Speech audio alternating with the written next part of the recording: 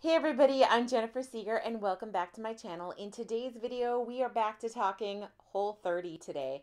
So I have shared some grocery hauls with Whole30. I've kind of explained through Whole30 as we were actually going through the process, and we actually completed our Whole30 on February 28th. So the last day of February, we were all done, but we've been continuing it here into March. So I had gotten the request to show some actual dinners that we make. Again, we've done the grocery hauls and things, but we've never actually delved into what a typical night looks like, or better yet, what a typical weeknight looks like with Whole30 cooking. So I'm really excited to share this video because I think that some people look at Whole30 and they think it seems really overwhelming, like there's so much to go into it and the cooking, and gosh, I don't have that kind of time.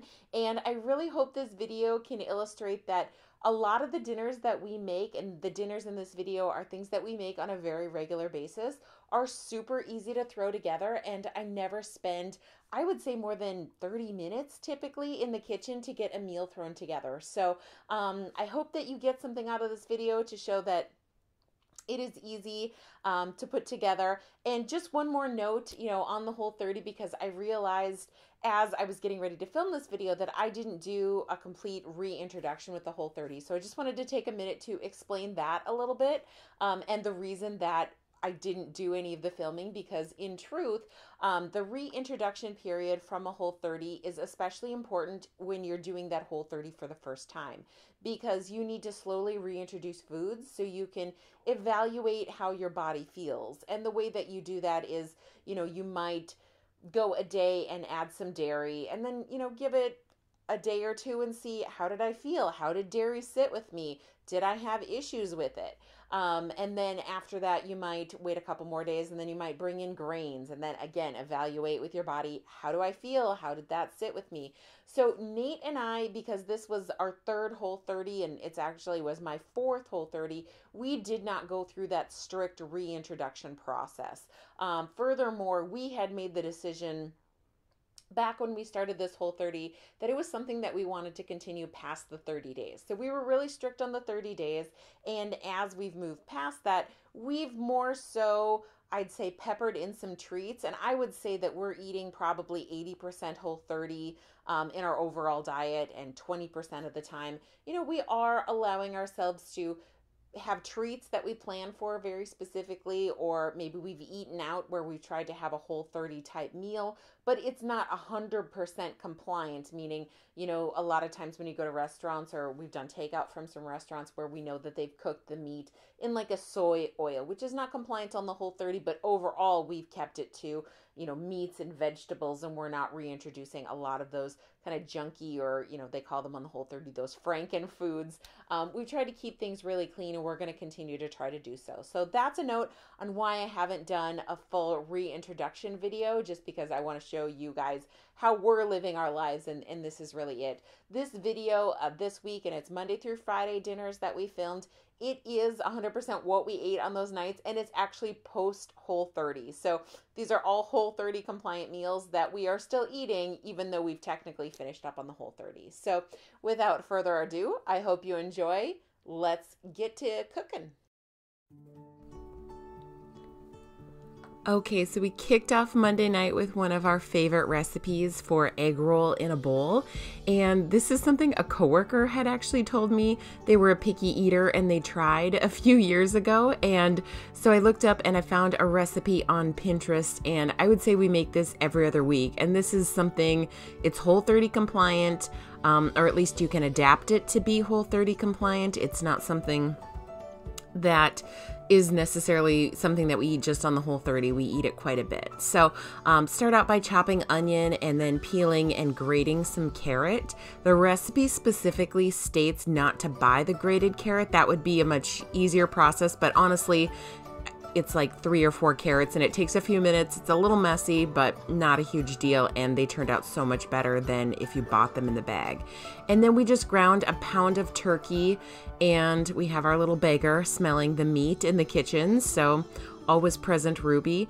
Once you get the turkey ground, move it off to the side and then add your chopped onion with a little bit more olive oil, and then you're just going to cook that onion a few minutes until it is somewhat translucent translucent, and then add some garlic. I always buy the garlic in a jar, and it saves so much time. It tells you right there how much is equal to a clove of garlic. So got garlic cooking and then got those chopped carrots in there. And then we're just gonna put the cover on this and let it simmer, or cook up rather, before adding bone broth, coconut aminos, and apple cider vinegar to the mix. So once everything is cooked down, you get a little bit of char on the bottom of the pan, and then you pour in your chicken broth, and that deglazes it, I think is the word that they use for that. Kind of scrapes all that good flavor up off the bottom of the pan and really gets that cooking in the liquid. And once you have all that kind of scraped off the pan and everything, then you can add your coleslaw. You can shred it yourself, but I just buy the angel hair coleslaw in a bag. I keep saying coleslaw, but cabbage is all it is. And then I'll add my coconut aminos, apple cider vinegar, and then from here, we add some ginger and then just let it cook down basically until the cabbage is as tender as you want it to be. So this is really easy to throw together. It is super delicious and probably my #1 recommendation for anybody on the Whole30, or really not on the Whole30, because it's just that good.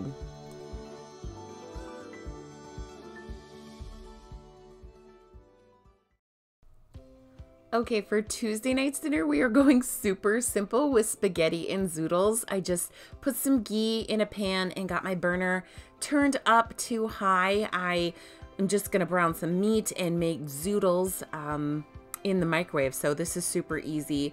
I use my chopper to dice up the onion. If you've watched my videos before, you've heard me talk about this chopper obsessively, and I will link it below. I use it every day. And then I'm also using, and we'll link below, this spiralizer. You can use anything to spiralize your zucchini. You can actually even buy them in the grocery store spiralized if you want to do that already. But I love this attachment for the KitchenAid mixer. It just goes on the front and it makes things super simple. There are a few different attachments to use. We use the one that is really fine to get quite a bit of noodles out of just one zucchini. So it works out really, really well. So just get that kind of machine or equipment set up and prepped while my onions were cooking, because it's stupid easy to cook those zoodles. It doesn't take any time at all. But once my onions were translucent, I just wanted to add a little bit of garlic and get that going with some beef. I'll turn it down a little bit and just get some beef browning in there. I use spaghetti sauce from a jar, but I like to zhuzh it up a little bit. So while the meat's cooking, I just cut the zucchini into, you can't do a full zucchini in the one that I have. It doesn't quite work, but it works really well for half, and it takes just a few seconds. You turn on the side switch just like you were going to be mixing, but at the same time that mixer attachment is going around in the middle, it's turning the attachment on the spiralizer. So it is really nifty and takes just a few seconds to get a whole zucchini spiraled, and then we have a whole bowl of zoodles, and Nate and I will share that. I don't do anything fancy to cook them. I just cook them in the ceramic dishware that we have. I add some salt and a couple tablespoons of water, 4 minutes, and they're done.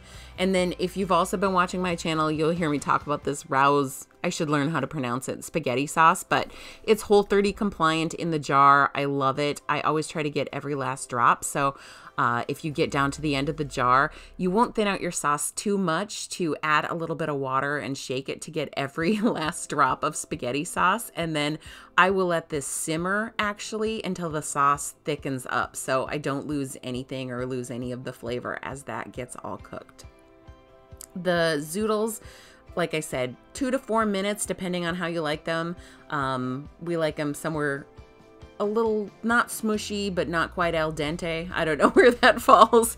But then you just drain your noodles and put it all together, and that's easy as pie, spaghetti and zoodles.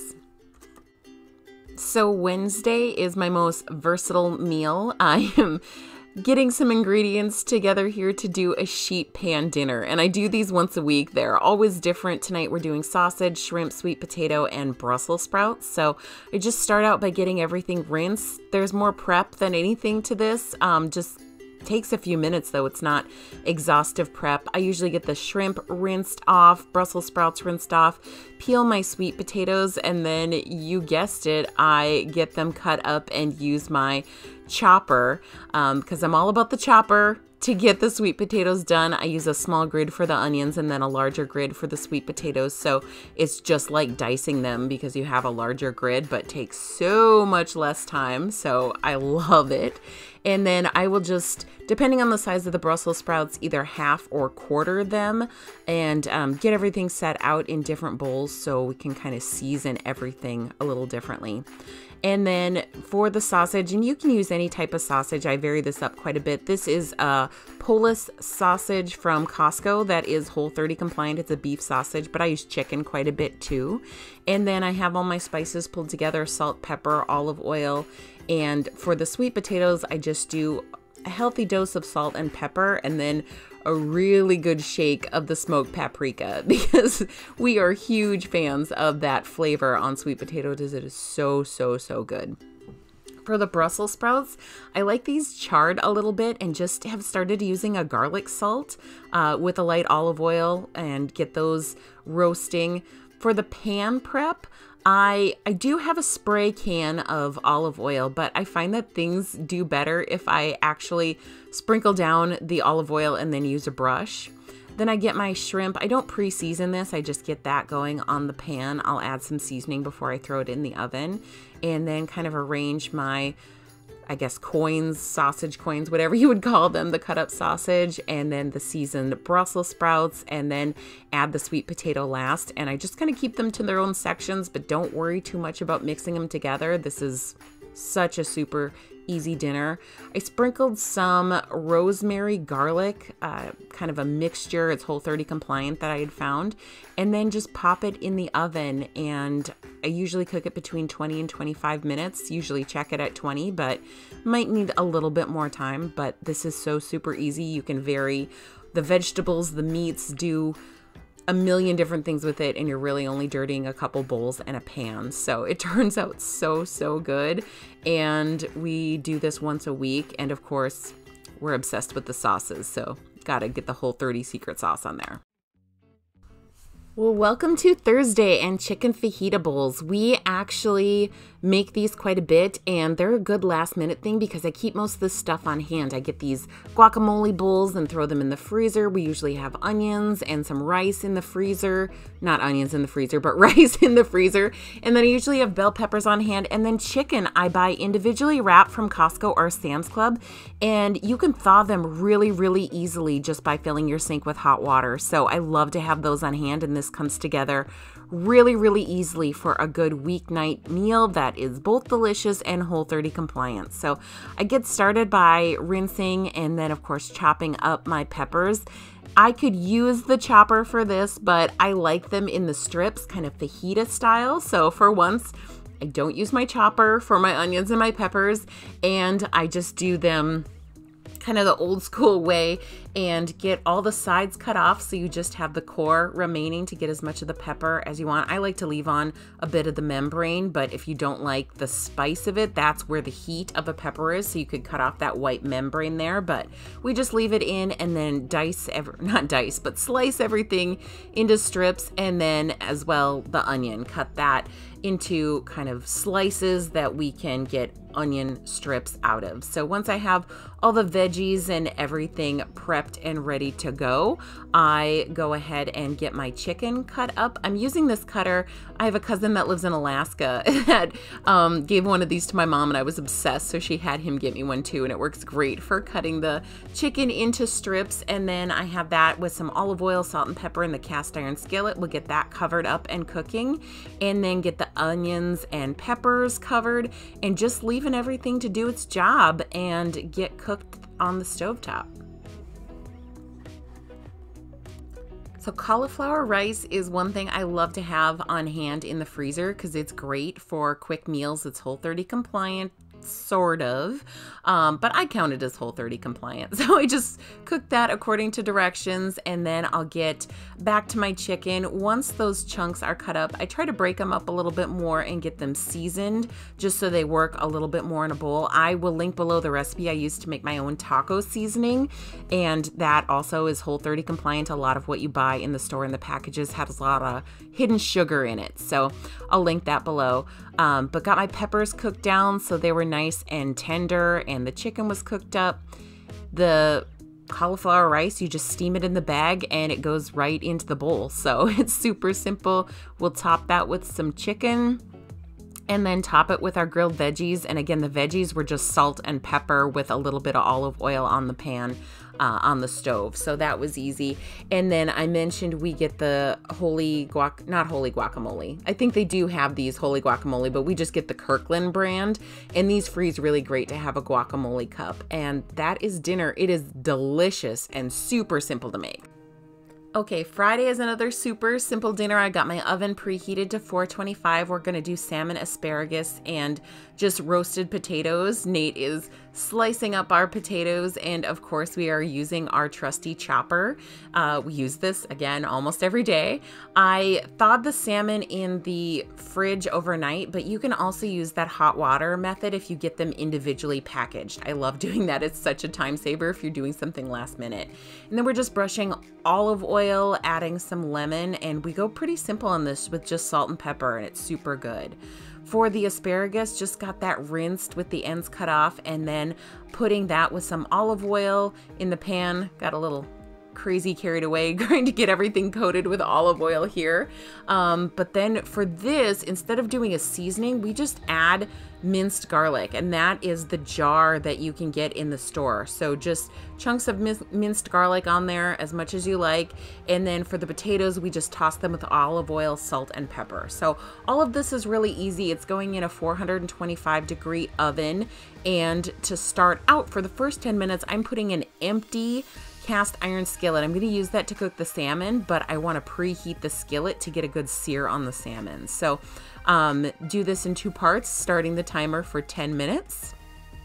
And then I'll come back to it after 10 minutes once my cast iron skillet is hot.